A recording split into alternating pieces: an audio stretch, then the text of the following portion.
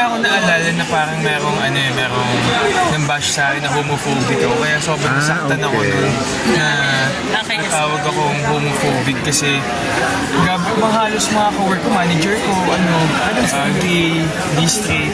So para sa akin, sobrang, alam mo yun, mahal na mahal ko yung mga tao. Never ako nagpakita na homophobic ako.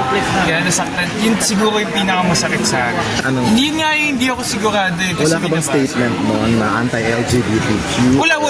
Supporta nga ako ng LGBTQ eh.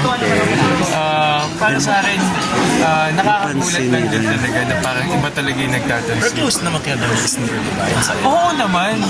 Grabe yung banding namin ni Isnir sa kanya kung ano kung may atake. The word. Gamit naman ng CR, siguro Nakikita niyo ba yung camera?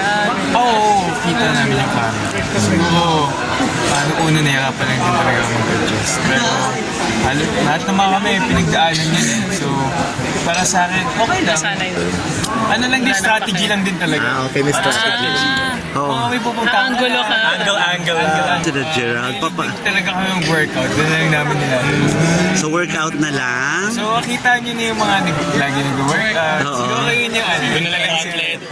Yun na yung sikreto na pampatanggal ng stress. Wala naman pong nangyari sa amin ng paalam, gano'n. Siguro, hindi ko po alam sa kanila kung...